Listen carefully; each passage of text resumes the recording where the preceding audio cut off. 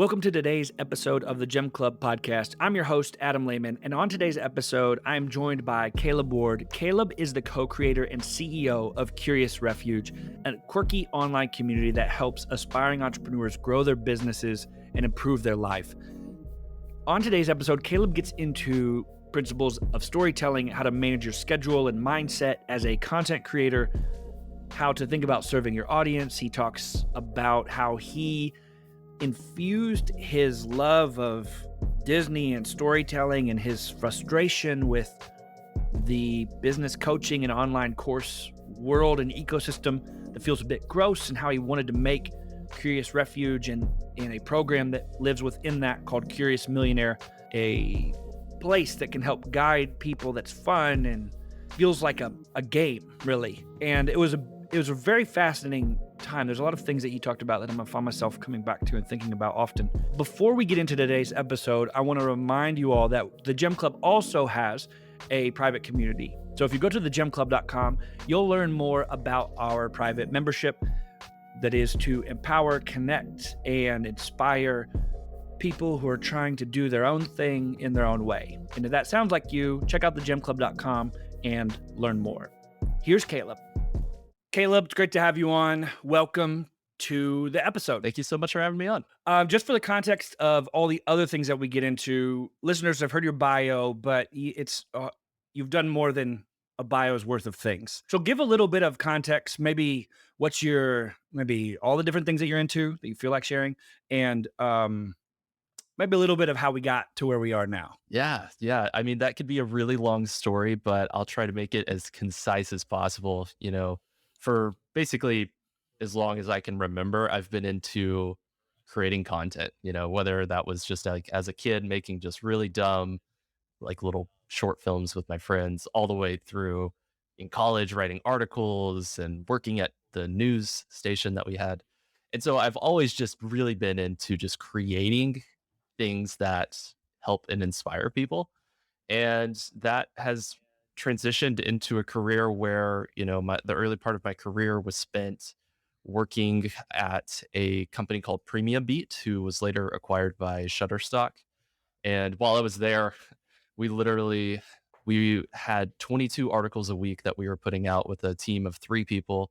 We would do video tutorials, we created digital products, we released ebooks, and um, created giveaways and things like that. And so it's funny because at this point, creating content is super easy for me. I don't want to say that it is like the easiest thing in the world, but after a while, after you've kind of cut your chops and written over 2,000 articles, it kind of gets to a point. When did you what year is this? Like, when did you Yeah, so start? I graduated college in 2014, and that's the same year that I got my first job in the industry. And so, I was always just really passionate about helping artists and other content creators with the content that I created, and kind of like as my way of giving back to the people that gave to me, like whenever I was getting started. And I've kind of created a career niche in that, like helping artists to empower themselves to make a career not only selling their art, but selling tertiary products like education and digital assets and things like that. And so, that transitioned to me working at an online animation school where we taught people how to do like 2D animation like you would see like in movie titles and things like that. And now I've transitioned to where I own my own marketing agency where I work with similar clients that are in typically visual fields that, for example, like our biggest client is a company called Rebel Way, and they teach people how to do like visual effects, like explosions and like water effects. And they work with, artists at Star Wars that are like working on the next Star Wars movies and the Avengers and things like that. And so I've always kind of had a special place in my heart for helping artists with my content and trying to now transition to not only helping just artists, but also aspiring entrepreneurs who have more of a content mindset to serve their Mhm. communities and just get their messages across. Yeah, no, that's really cool. It's like such a mess, but it makes sense. And it's fun whenever we feel like every person on here has a story that makes sense and is winding, which we might maybe we get into a little bit of why that's interesting to us later down the road. So you do you said 2000 articles. As I asked about what year, because I was like 2000 articles over the course of 3 years is different than 6 years is different Of than over course. 10 years, but it's a lot. Like D'Angelo and I do a good amount of internet homework on people before they come in here. We try and do a bit more research. And you're all over the internet. There's a lot of interesting stuff. There's a lot of I got lost. I probably spent too long prepping for today's episode because I was just fascinated by some of the things that you've done. You do so much teaching, tutorials, educating people. Is that is there some like education background? Have you always been a teacher, or was that something that you're like sort of found yourself evolving into? Like where did that come I from? think, well, it's so funny. I've always just been a little more into learning than I would say most other people were that I was around, you know? So as a kid, like I liked PBS more than like Nickelodeon or the Disney Channel or stuff like that. And so I've always just been a little more inspired by people like Bill Nye or Mr. Rogers that are kind of using education and entertainment in that just perfect balance that ultimately just inspires people to take action in their life, you know, for whatever cause that is good to them. And so, as a kid, it started out that way, and I think just as an adult, I never really grew out of that. I just think that the learning side and Mm, like the process of mastering something was always more fun than doing the thing itself, you know? And so there's like an ongoing joke that in my house that half of my conversations start with, so I was listening to a podcast the other day, just sharing like random facts and stuff. And so I think it's just my personality. And honestly, it's a lot of fun whenever you do focus on education and tutorials because you really are helping other people in their life versus, you know, just something that's strictly entertainment driven. While there's absolutely value in that, I think for me, it's just I always just get a kind of goosebumps when I think about like the lives of people that have been impacted by my work. And it's funny because, you know, I've created a lot of content for like video editors and content creators. And every now and then I'll have a question and I'll go to Google and search for an answer. And then an article that I wrote yeah. has the answer that I'm looking for. And so at this point, it's kind of come full circle where like my content's actually helping me sometimes, which is hilarious. Yeah, yeah. It's very common to take notes about things that you learn and then go back and reference them. And I have a note-taking system that I sort of work through, and I'll go back and search for things, or I'll come back across them like, oh my gosh, I read this 6 months ago, but it's really relevant for a conversation I was having with a teammate this week, and so I'm going to share that with them. Then it's the right time to like put that kind of stuff in front of them, and they can learn something. And so, but you can also just do that publicly and use Google to sort of like go back and check your own stuff.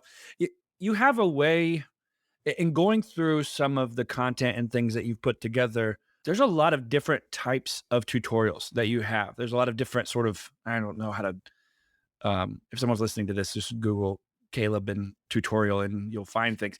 One of the things that really, I don't know if you remember this because I'm sure when you create a lot, it's you don't remember everything, but you had done there's a blog article or there's an article somewhere where you had sort of outsourced some video animation work on Upwork and on Fiverr and then hired freelancers to kind of do the same project. And you walked through the results of all of that. Can you that was so fascinating to me. I don't think I'll forget reading that, or like what that the conclusion of it Mhm. was. How do you come is there a way that you're trying to like structure your teaching, or are you just doing stuff that feels fun? Is there some kind of formula that's like this is how people, Mhm. learn? Talk a little bit about that. Yeah, I have a lot to say about this. Whenever I'm trying to figure out how to create good content, I'm always looking for three things. And I didn't come up with this. There's a book called Everybody Writes by a woman named Anne Hanley. She's amazing. And she kind of has this formula for great content. And it's empathy times inspiration times utility equals good content. And so whenever I Mm, am brainstorming, whether it's just with myself or with other people, I'm always trying to find all three of those elements to be present, whether it's a video tutorial or an mm, article or anything else. And so, you know, yes, there is a certain amount of like your gut kind of tells you if something feels good, right? Because my hope is for me that I will create content that would have served me a couple of years ago. And I always give people that advice because it's so much easier to create content that is more coming from that place of empathy rather than you approaching a concept that you're not familiar with and you don't have any experience on. And so, I always try to ask myself, like, what would have helped Caleb like 3 years ago? And what is the type of Mm. content I would have wanted to see? And that answer is different. So, I know most people they typically have like a content superpower. Like it may be podcast, it may be video, it may be blog writing. I do encourage people though that after a while and after you've created a lot of content, it kind of there begins to be this spot where you can pick which content type would be most appropriate for the topic that you're trying to teach. And so, for example, whenever I'm doing research on a content idea, let's just make something up here. And it's like how to record a podcast using the Riverside podcast system. So, what I would probably do is go into Google and I would search and see what is Google serving up to people. Is it videos first? Is it articles first? Is it snippets from certain parts of videos that they're serving up? And then I'd also spend an equal amount of time trying to outline the content piece before I do too much research, coming from a place of complete empathy. And I think it's like that balance of like data and empathy that like when you put those things together, it really can create some like really unique things that are special because I think sometimes it's Mm. easy for us as content creators to get into creative formulas and ruts where we just do the same thing over and over again and we begin to see diminishing returns. And that it's that way with the internet all the time. Something will be popular, like right now it's like reels on Instagram or something like that. Like it'll be through the roof popular right now and people will shift their entire, online social strategy to just only doing reels. But if you don't adapt and switch to doing some sort of, newer content and test those new ideas, you can kind of end up making it to where you get stale and you lose that kind of inspiring part of creating. So yeah, I think that's kind of how I approach creating content. And in terms of ideas, man, I get them from all over the place. I mean, yeah, it can Yeah. come from the top of my head, but like most of the time, I would say the ideas come from interacting with people that are in our target audience, just asking questions, having conversations in a friendly way. Like, it's not like I'm like calling people on the phone and be like, what type of content should I make? It's usually just like, we'll be coaching a client and they'll be like, oh, I just really like, I'm so confused about what emails to send for this like specific Mm. use case. And it's like, oh, well, like it would be amazing if there was like a great piece of content about that. Or, some sort of question about video editing that, we have a full-time video editor on staff, he has about his process and workflow. And it's like, well, that's a great content piece that we could create. And so I do find that the best ideas do come from those conversations with people and kind of riffing off each other to where by the time that you actually like are looking into each other's eyes and you're like, "Ooh, that's a pretty cool idea." It's like, "Okay, that's probably gonna be a good idea to create." Yeah. Yeah. It's so you start with you talk about like empathy, inspiration, utility, which is a very nice framework that that person came up with. What was the name of that book? Everybody Writes is the book. Yeah. Everybody writes, yeah. And so that makes a lot of sense. And then just listening and paying attention in conversations. In our business, it's we go through the same process when we try to innovate services, is a lot of listening. And I hadn't really thought, I know this is silly and I could have thought of that, but I hadn't really thought about that. The process you just outlined is very similar to what we do internally for creating new services, but not for new content. We don't think Mm, of it that way. That's probably really useful. I want to touch on a thing. I want to dive a little bit deeper into something that you had mentioned about a content creating or a creating superpower a bit of like, you're either you sort of light up in video and that comes really easy for you, or audio and podcast or something, or mhm, writing, and whether that's blog posts or something like that. Um, if you go back to kind of like how you got into it, I think obviously as you get mechanics about content creating, you start to understand how you can create in different places. if someone's listening to this and is like, "Oh, that makes sense. I sort of like resonate with one of those things." Like, what do they go and do next? Like, how do they go from, "Oh, I get that idea. I want to become a content creator. I don't exactly know everything that I'm about to go do." Like, what's the roadmap there? Yeah, the amazing thing is there are so many resources online for creating content now. It's not like you have to reinvent the wheel. Like, seriously, and this is going to sound so basic, but just Google search, like go to YouTube, and there's going to be a myriad of resources, whether you want to get into podcasting or video production or writing blog content. There's going to be a lot of content out there that can help you. And a lot of really big businesses now are creating online courses that you can go through for even free because they use them as lead magnets to get you to sign up for their services and stuff.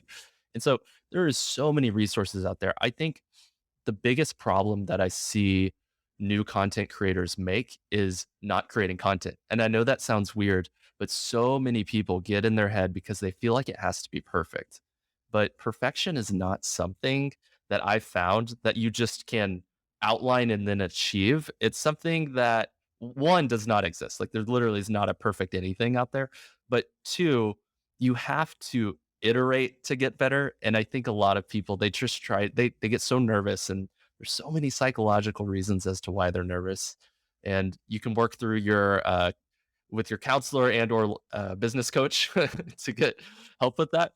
But a lot of times it's those mental hurdles that just keep them from just showing up consistently, and they uh, kind of wait around to feel inspired to create content. And there's actually there's another great book called The War of Art by Stephen Pressfield, which is a super short book. If you're an aspiring content creator, artist, whatever, you need to read it. You could read it in probably 3 hours. But he says that amateurs wait for inspiration, but professionals just show up to the work. And that's true. Honestly, like if you're a content creator, you need to make that promise to yourself to create a piece of content at a regular interval, ideally every week, and you just stick with it, and you'll figure out your voice. And I honestly, without ranting too much here, that is one pervasive, I don't want to say lie, but it's a misconception that's been going around the content world, is that you have to just show up with your authentic self and like just be yourself, like be there. But the truth is, a lot of times you don't know what your voice is until you start speaking it out. And so I see this all the time. People, they're like, "Oh, I just like I don't want to make my content sterile. I don't want to, come across as being too generic. Like I want it to sound like me." But they're not creating anything. And so we won't ever discover who you are if you don't just start getting your thing out there. And so honestly, I say don't Mm, overthink it. Just Google it and create your next content piece, yeah. I never thought about that in that because sometimes I'll give people the advice of go just be authentic, just be yourself. But there's sometimes it's like you don't know who your self is. It's like I went through a period of my life where I got really into neuroscience, or I was just reading everything I could about how brains work. And then I took a short did a side quest with that about adolescent brain development, of how like middle schoolers and high schoolers and early college students, like brains are developing during that time. And it's during that time, like you literally don't have an identity. Like don't have one on yet. You're not sure. And you can always think of this. You see this in like middle schoolers a lot of like, they don't know if they're a jock or an art kid or like if they're really into comic book. They kind of just do a bunch of different stuff. They'll be like, oh, I love reggae music, but also like country music and also, like spoken word poetry that I is at a coffee shop. It really like these weird things that seem like the brand's not cohesive. Later in life, people sort of develop. They're like, oh, I like these things, but you don't expect someone to do it until you've like tried some stuff, right? And so it would make sense that if you're, especially when it comes to developing your voice, it's unreasonable to expect someone to just get it and feel comfy with it. It's not how any of that works. I don't know why I think that I'm supposed to have all that figured out. But I do sometimes. You're saying all this, and I'm like, this will be good for our listeners and for me probably too.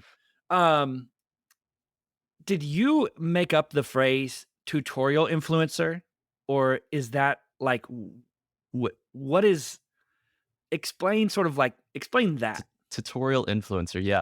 I don't know. I can't imagine that I made up the phrase. I feel like it would be part of the lexicon at this point, but perhaps not that many people are saying it. And so that again is kind of this niche that I'm very passionate about. It's people that are trying to help a community. And it's a really interesting subsection, specifically, I would say, of YouTube, where there's people that have millions of followers that literally just create content that is kind of a little more on that utility side that is helping people do some sort of action.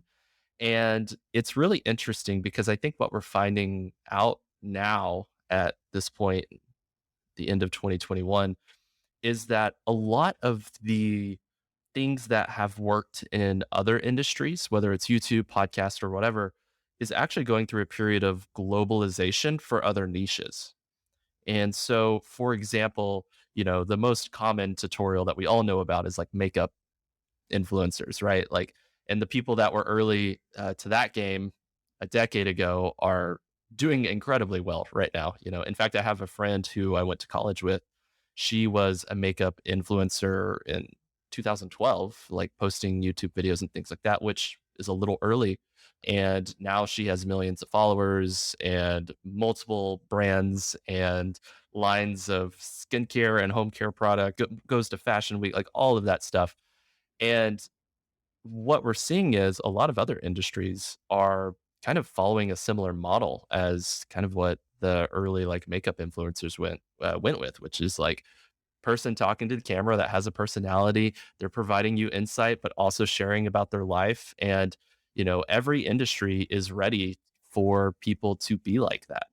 And so, whether it is your niche is video editing, baking cakes, or any other specific niche, there's a need for people that want to be where you are at right now as an expert. And so there's a lot of opportunity for you to empower that next generation of people, whether they're professionals or whether it's a hobby. People are excited to learn online. And if you can do it in a fun way that showcases your personality, there's a lot of interesting doors that can open for you. Yeah. I That's fascinating. You see that you see it everywhere now. It's like auto mechanics now are like popping out 4-minute videos on YouTube, which I'm very thankful for. I need them to be doing that. It's very Mhm. important for me. Um, let's dive into Curious Yeah. Millionaire a bit. Let's hang out there for a little bit. And then maybe we'll like zoom out and talk about other things in general, or maybe we'll just hang out in there too. Tell us a little bit about what Curious Millionaire is. And then we'll kind of dive into the how and why underneath of all of it. But so what's Curious Yeah. Millionaire? So Curious Millionaire is an online entrepreneurship program that basically empowers people that want to launch a business to go through all of the steps required to test and validate that business idea. And so, for example, what all we ask is for you to come to the table with some sort of niche that you want to serve. And so it could be, like I said, it could be video editors, it could be people that live in San Diego. It could be anything. And basically, we are going to help you. And during the course of the program, you will discover a product that you're going to test out. And we will literally, by the end of the program, you will have money coming through your bank account and you will have the foundation laid for that long term success. So you can, again, serve an audience and create a brand that is community centric. It's really cool. Talk a little bit about where did the inspiration for that come from for you? You've made obviously a long career in tutorial making and teaching and other things, and now we're getting into just validating business. We're like early, right? Yeah, talk where'd Yeah, that come yeah. from? So it's so funny. Me and my wife, we are the biggest Disney fans. Like, we love Disney theme parks. I probably have a lot more to say about Disney theme parks than entrepreneurship, honestly. But we kind of were having a conversation with my brother-in-law who has wanted to launch a business for a long time, and talking with him just about, the steps that you would go through to launch a business. It's not rocket science, it's, well, it can be more complex sometimes, but, audience, figuring out your audience personas, creating business plans, like some pretty basic stuff that, you would expect whenever you're launching a business. And what we found is a lot of these things, especially if you don't have a background that's in entrepreneurship, they can be very intimidating and they can be confusing. And there's so many voices out there telling you what you should and shouldn't do that you kind of almost end up at zero when you actually start trying to take the first step. Some people will be like, no, don't plan, just do. And then other people will be like, just make a big plan about like where you're going to go, and you shouldn't even start if you don't have a plan. And it's just very confusing for people. And so the big question that we had is like, how can we incorporate our love for Disney and our desire to empower entrepreneurs? And so that was kind of our fusion. And that's kind of what Curious Refuge and the Curious Millionaire program, our hope is that we can kind of bring that same lighthearted, fun feeling that you get like when you're going to like a theme park and you're like eating a churro and you're like, this is so cool. We want to bring that to entrepreneurship and training. And so the program is really interesting because I would say it's very, very similar to an online course. Like there's lessons and things like that. But we actually worked with an artist to create characters that kind of help to guide you along this journey. And it kind of uses this fictitious story of like a castle and a king and finding treasure. And each time you unlock a treasure, it's like a new tool, like a calculator that you can use to help figure out stuff about your business. Or you get a map and it's helping you to know how to structure your content for the first 3 months of your business, so things like that. And so we just wanted to have a program that felt like a game but empowered you like a course. And we put it together. It was so much work, so much work to do it. There's many times during the process of putting the Curious Millionaire together that I was like, why are we doing things the hard way? We could have just made a course. People would have been happy. No one was asking for this like big adventure, but honestly, it was something that we were just very passionate about creating. And I'm super glad that it exists now. And I'm really proud of just everybody that contributed to it. That's really cool. Can you talk about the mechanics of I think sometimes when you're just getting into something, you're just thinking about how can I make this work? And sometimes you're not always like, how do I make this work and hold it to a ridiculous standard like Disney, or make it my Mhm. thing, like make it the way that I want it to be. I think some of what we try and do at the gym club is help people just do things in their own way. Like do your own thing in your own way. Mm. That's the who is this for is way too broad of a niche. You can help us maybe niche down a little bit, but we always have found that there's this really interesting overlap that happens when you get outside of just normal business. Like, we make this and sell it for X profit margin, and this is just, it's like a boring structure, and we probably wear suits and ties and like have a leather legal pad cover case that we look at frustratingly, like whatever that is, not that interested in. I would rather do things in a very hard way that doesn't work that well than be really successful in that sort of way. What was it like for you all to kind of do something you're very familiar with, but then also put a lot of in what did that look like? Yeah, to innovate like that and to kind of put our own creative spin, it really happened through a lot of creative problem solving and through really trying to push really hard into that inspiration pillar. How can we inspire people to do this work? Because I don't know, Adam, I'm sure you can talk to this, but whenever we're coaching people, it's rarely the tactics that are the problem. It's usually the inspiration and the getting out of your head to actually do the things that we know will lead to success. Or not even that we know Mm. will lead to success, because with every business idea, there's so many unknowns, but to test to see if it will lead to success. And so I think for us, we were just trying to figure out ways to keep people engaged and inspired enough to perform the actions that we want them to do, which is, to create a business website, to do things like put your emails together, to create a PR list, to reach out to potential influencers to get the word out about the stuff that you are creating. And so, I think that that was the motivating factor for us. And I guess to your Mm, listeners, how do you figure that thing out for yourself? I think find what inspires you in the world and try to maybe blend two different, whether it's business ideas or content creator ideas together to find that happy medium. And, it's if you steal from one person, it's plagiarism. If you steal from multiple people, it's creativity, And so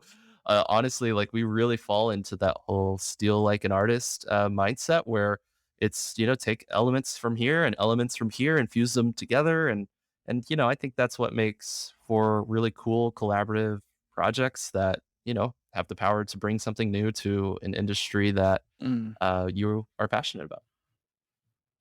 mm. Still Like an Artist is great. Austin Kleon has a bunch of info. If you're listening to that, it's a useful another little book that just is packed full of it's mind blowing. I watched him when the first year I was an entrepreneur, had my own business. I went to a conference that he spoke at. It was this little tiny conference in Cleveland, and he did his Steal Like an Artist stuff. And I was just like, oh my gosh, I didn't know. I thought every idea was supposed to be like brand new and never done before. If you feel that way, you probably won't make anything on the internet because there's a lot of stuff on the Exactly. internet. What is the tell me about the as a creator, as a person who's making things, and when you're making things that you don't necessarily know how long it will take, right? So when you're making Curious Millionaire, you have this idea. I don't know if this will take me 100 hours or 200 hours or 300 hours or 12 hours to make. And maybe if I told you to write a blog article that was like 1,500 words or something, you would have a better sense of that. But when you're making new stuff, how do you manage your time or energy or focus as a creator or as a person who's making things? Yeah, that's a really, really good question. And it's, I would say, a problem that our team at Curious Refuge has not fully figured out just yet. So you're talking about scoping, like how do you properly scope how long it's going to take to put certain content pieces together, especially new things.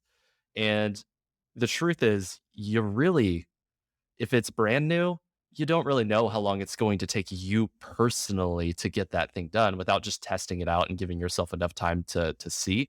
That's where time tracking really comes into play. And I would really encourage you if, for example, if you want to write blog articles and your goal is to get a new blog article out every week, especially for those first few, track how long it takes you to do your outlines, to write the content, to source your creative assets, and just to be curious about, oh, okay, it's taking me 5 hours to do this. And then the next one, it takes you 4 hours. And then after you get, let's say, 10 under your belt and it's taking you about 3.5 hours to get them done, then okay, that's probably the appropriate scope to give yourself, plus or minus some time, depending on how big the actual Yeah. idea is. I was talking to our team, D'Angelo, who is a producer of the podcast.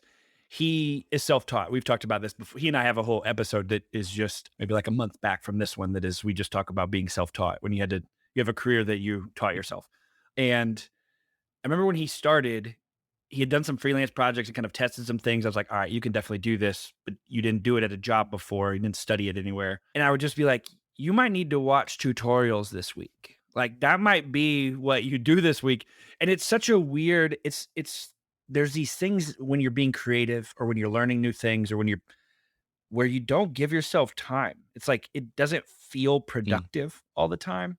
And unless you either have your boss tell you that I would expect you to watch tutorials for 12 hours over the next 3 weeks, like per week over the next 3 weeks about certain things, or you just do it yourself. You outline that time for yourself. It's so hard to manage all that yeah, time or to figure out if that's the right move or the wrong move or all of those yeah, things. abs- Yeah, it feels bizarre to do that professionally, especially in this remote working world where no one's looking at you, no one's like walking by your desk to see if you're like look productive and you have an Excel spreadsheet pulled up on your computer.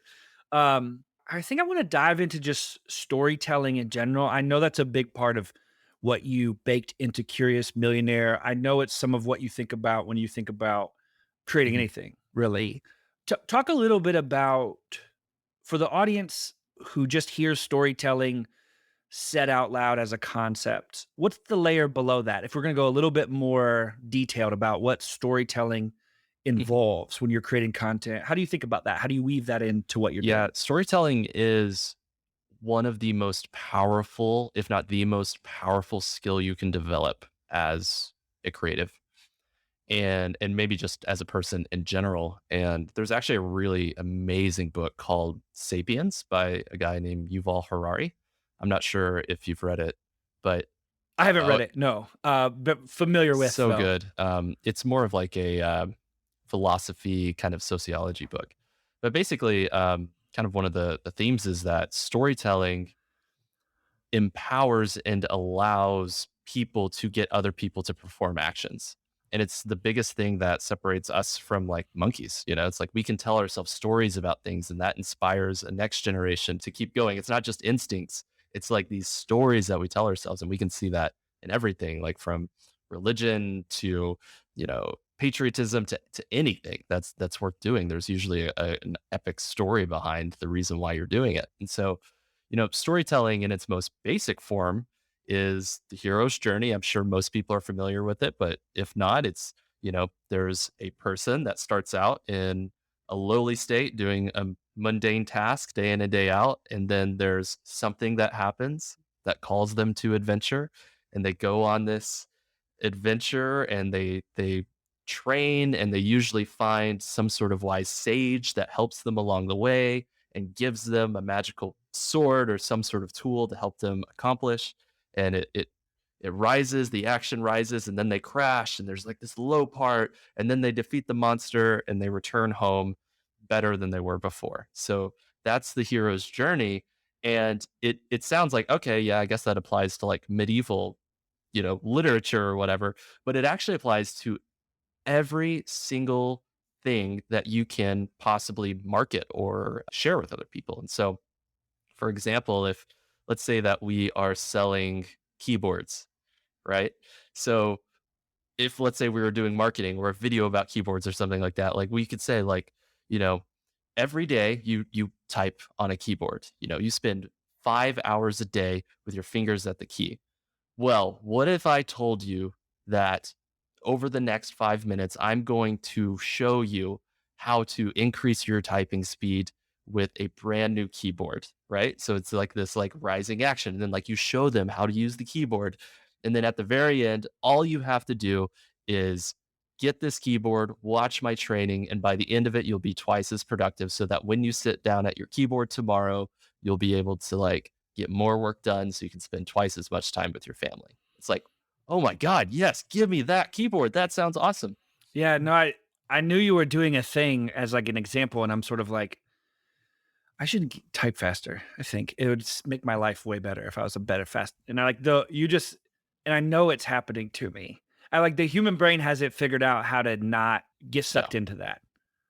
Which not doesn't where it's too strong, Yes. you know. No, it's so fun. I mean, I'm curious for you, Adam, like, what is like the hero's journey that your audience goes on as they interact with your Mm, company? yeah.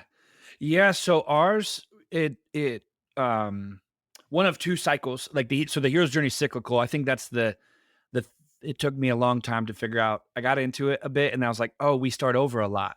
And I had heard people talk about seasons, like the seasons always change and winter always makes the trunk of a tree stronger and then spring it's Mhm, always a little bit bigger, right? And summer's a bit more and then it all dies again and we mhm, start all the way over again. In the Midwest, we understand seasons that way. We have the full spectrum of them. But so the early one for us as our clients and customers are they're like a year into it and they've maybe gone through Curious Millionaire. They've tested some things out. They've like, okay, I got a website, but it's not great. I got a this, but it's not great. I got this, but it's not great. Actually, I'm really good at X, Y, and Z. Didn't know that I was good at it, but don't really need any help with that. And so they've identified some places where they need to fix some things. And so they and then they show up to us and maybe one of those things is a website or they want to take their branding from like average and serviceable to very attractive to a particular type of audience. We go through hero's journey in our sort of branding process to sort of understand their own customers. So oftentimes in that process, they get to learn a lot more about their own customers, develop some empathy for different parts of the journey. So there's that one. And then we also work with, I guess that is just the cycle you're always on as a business until you quit, probably, because you're always evolving, um, or you die. Those are the two options, right? You evolve or die. And as we've done things over time, we started to specialize in some different things. We added teammates. We're able to serve people who are larger and like maybe more mature than they were before. So we've had some wonderful clients who we met with them when they were making deodorant out of their kitchen and they would go around to salons, shred paper of magazines that they threw out to save money on shipping stuff and, tape the labels on everything, to now they have like their own facility with, a full production staff and team. And we got to keep working with them. Like if we as the guide of the heroes who are doing things, if we can continue to mature and be useful, we can stay connected and be helpful to people at So different good. times. So, but those are kind of the two that people are on. We actually did. So when you talked about figuring out content, that's when I was like, oh, we did this in the end of 2019.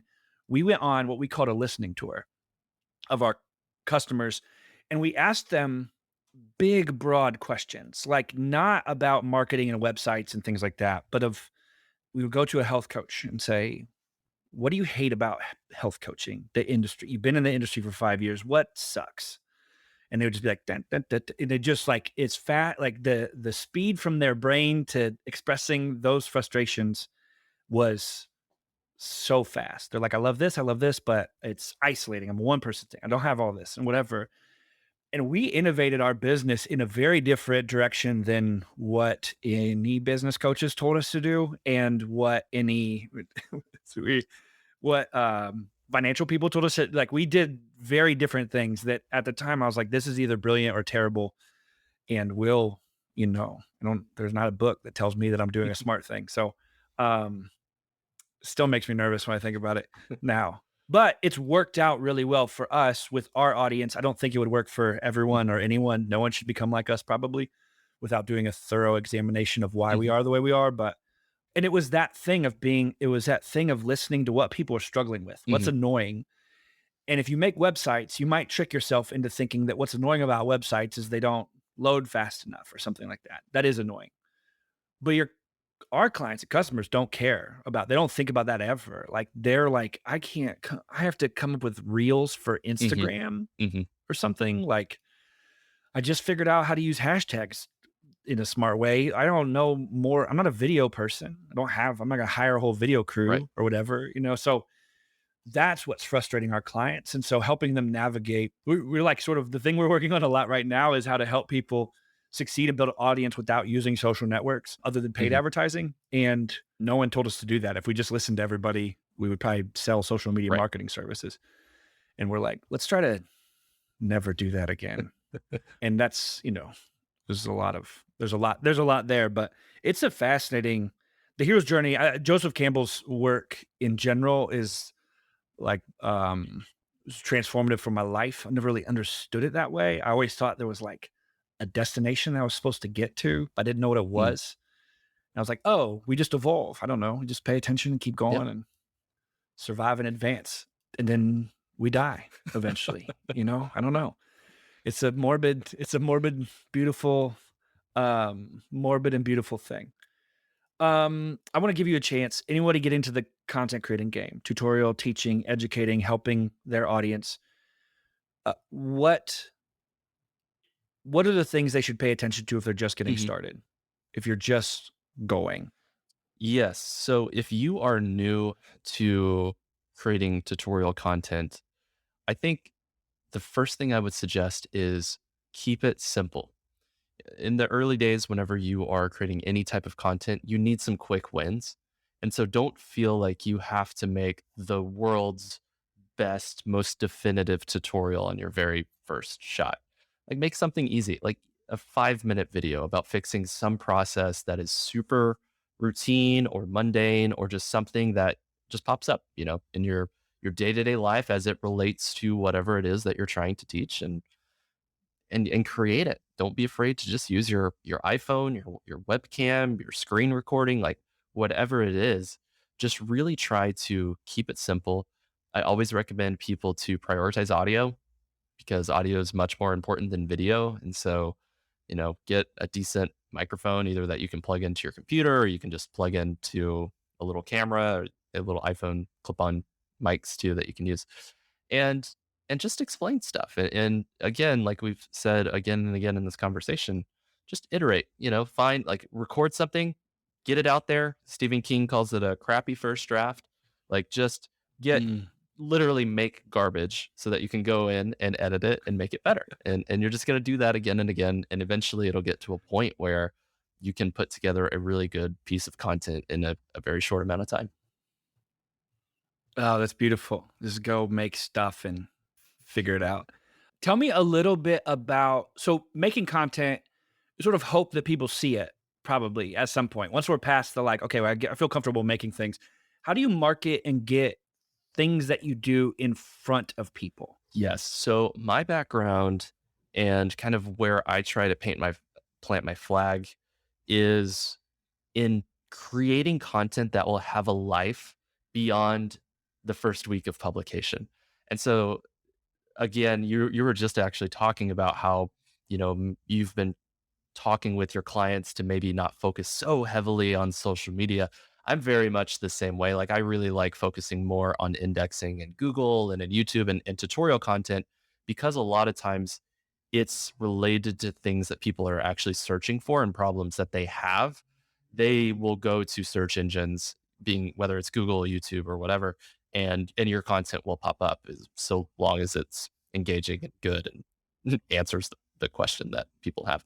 And so, yeah, I really just recommend like approaching your content in that like utility driven way and to just answer those questions that people have. And so yeah, for me, like whenever I sit down to create content, I always ask myself like what would make this content the best version of this content online, and what assets would I need to have in that? Is it video? Is it like a PDF download guide?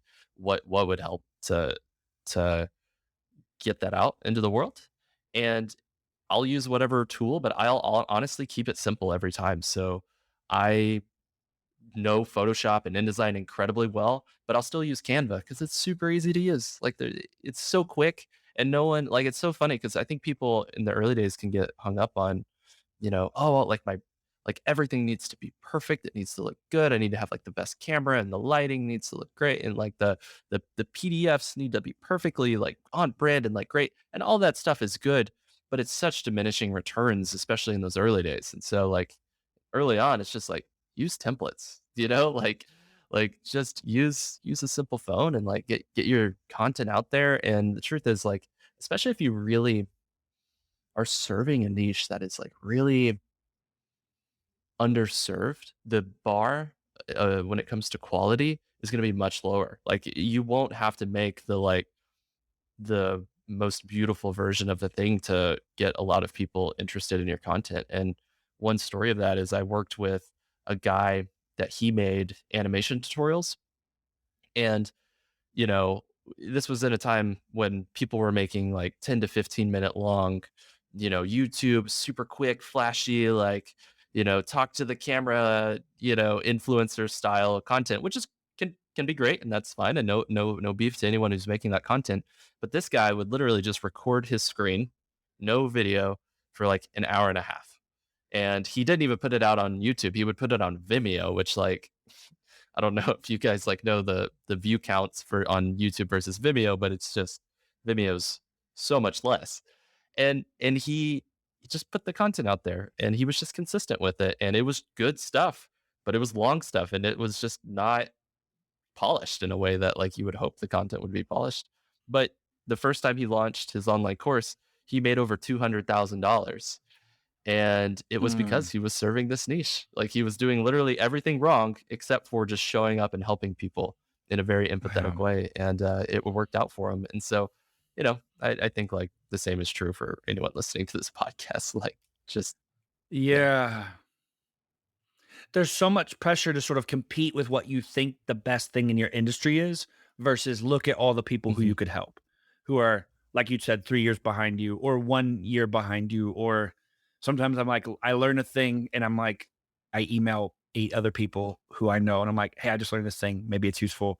You are maybe like, you might be ahead of me, but maybe one of you is behind me a little bit. It's so, yeah, it's so powerful. It's so paralyzing when you start to compare yourself to some other thing versus looking at the people who you're trying to Yes. help. And one thing I would say is in the early days, especially before you have an audience that's like waiting for you to get your content out there, you're going to have to leverage other people's audiences to get eyes on your stuff. And so this is an exercise I encourage everyone to do. Make a list of all of the influencers and publications in your niche and reach out to those people and first become friends. Like, just thank you so much for your work. I love it. Loved this article. Loved this video you did. You know, I'm starting my own thing, but really, I just wanted to say hello. Great to meet you. And what you should try to do is get those publications to cover the content that you put out. And what that's going to require is the content you put out needs to be good enough to cover. And that can be challenging sometimes, but especially early on, if I work with a lot of entrepreneurs that like they're kind of wanting like quick overnight success. And there's really no such thing as overnight success, but the closest thing to that would be if an influencer or if a publication was to create content about whatever it is that you created, you can sometimes leverage a big influx of traffic and leads basically to whatever it is that you're trying to sell. So yeah, that's I Mm, think my quick recommendation to answer your original question that you asked. yeah, no, that's sometimes you could tell sometimes people are looking for that quick success and they'll be like, well, Beyonce just dropped a random album on, and I'm like, this Beyonce, if you're very famous, you can do things like Exactly. that. And you're probably not asking me for help if you're one of Yeah. those people. So if you're talking to me, you're probably in the wrong spot. Um, Tell me a little bit about you've got an authenticity, even when I look through your stuff on the internet or in talking to you, you have this, you somehow have managed to not be a gross online business helper, guru person. You know what I mean? It's funny because we all know, we like immediately know what that is. Even when you started going through your quick keyboard thing, I was like, oh, this feels very not Mhm. Caleb, Exactly. right? How do you balance being helpful, wanting people to feel compelled to Mhm. buy something from you without being gross? Yeah. I mean, I think that is one of the main reasons why I even wanted to launch Curious Refuge in the first place. It's almost out of this sense of like protecting like aspiring entrepreneurs because there's so many just sketchy and opportunistic people that will lie. Like it is amazing. I'm sure if you're listening to this podcast, you see a lot of like ads and stuff like that on Instagram or whatever social media tool you use.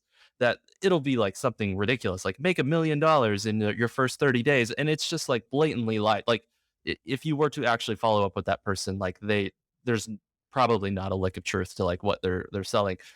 And I think my heart was to help people understand the long game and that it's a process and it's something that comes with showing up to the work rather than just having the perfect strategy to trick people into buying a lot.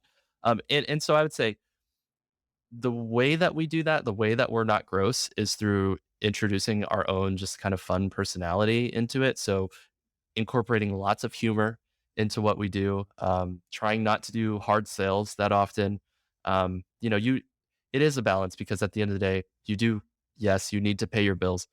But what I found is most people who are creating a lot of content that is giving a lot of people value, they could sell almost anything to their audience.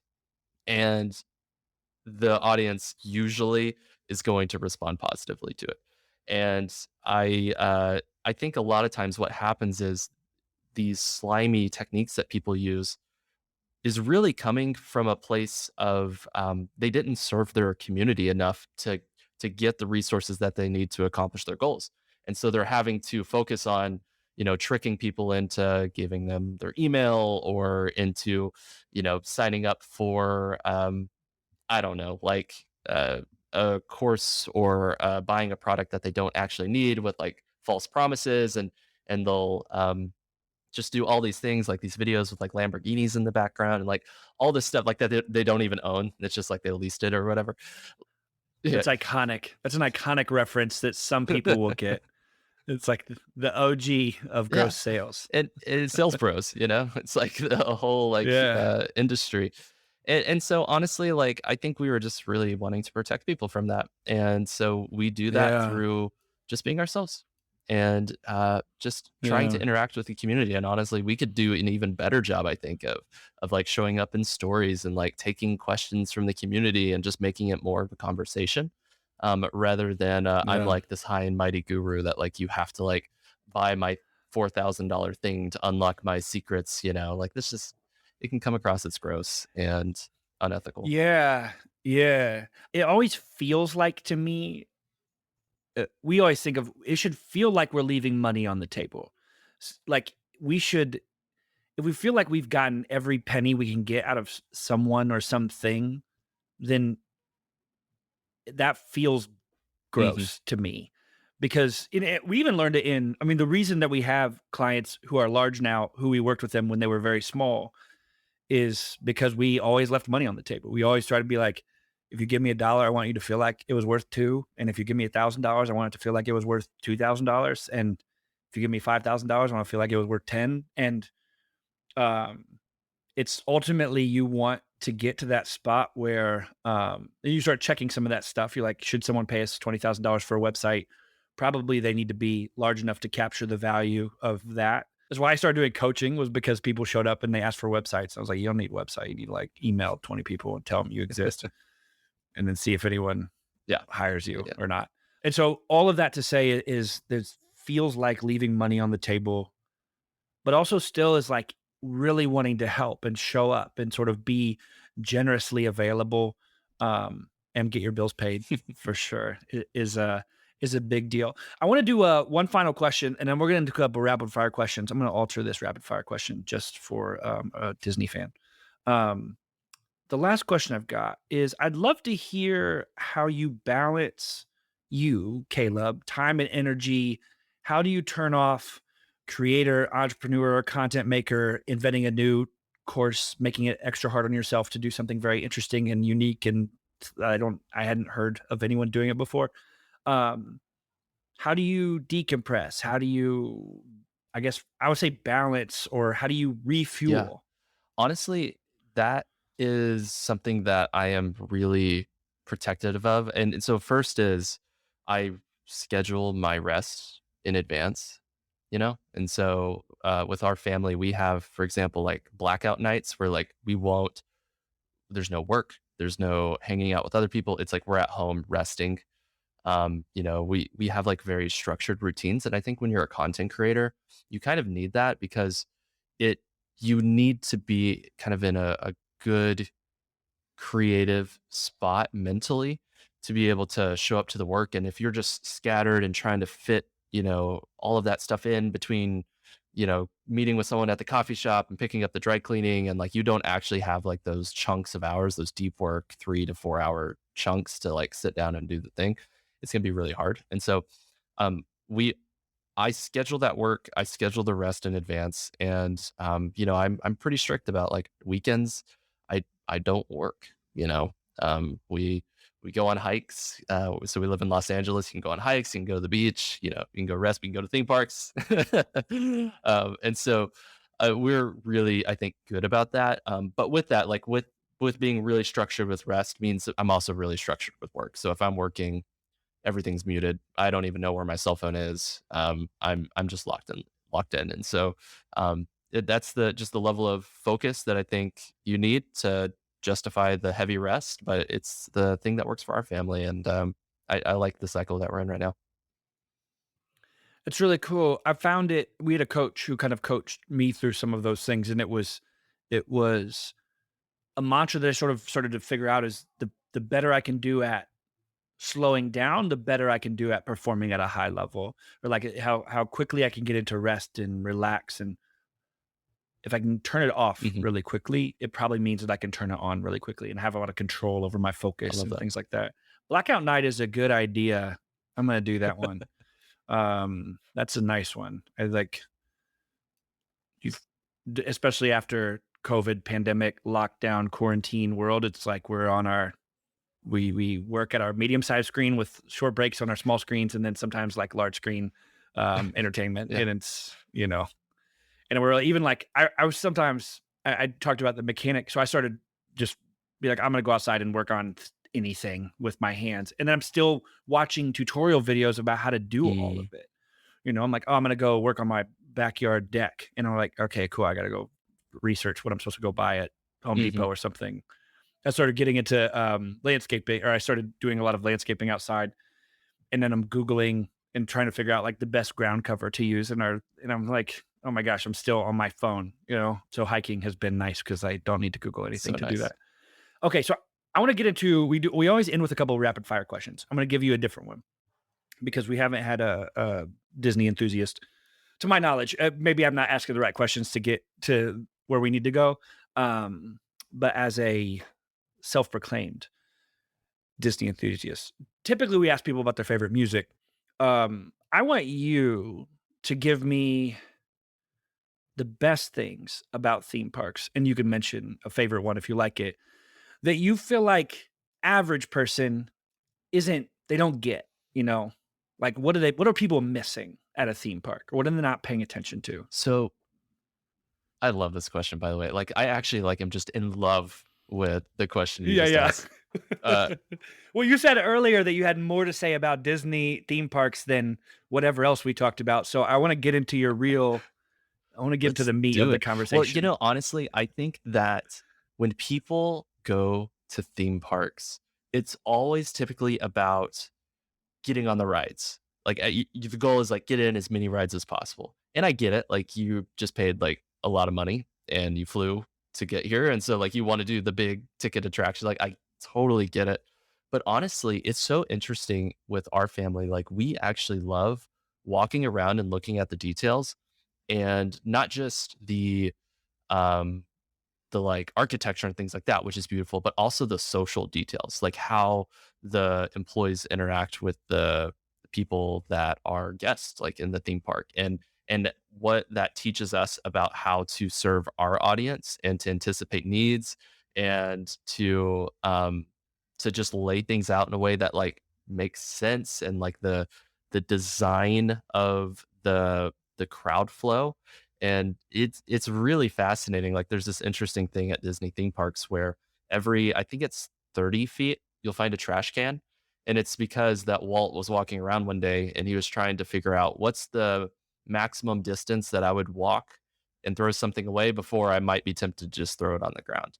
And so there's just little details like that all over the place. And I think it's something that inspires us to think about the small details that make big impacts in everything we do. And so, yeah, we find theme parks to be inspiring for a myriad out of reasons, but I think that's one of them. And so next time you're at a theme park, Yeah. like look out for some of those details, and yeah, it make the experience a little more magical.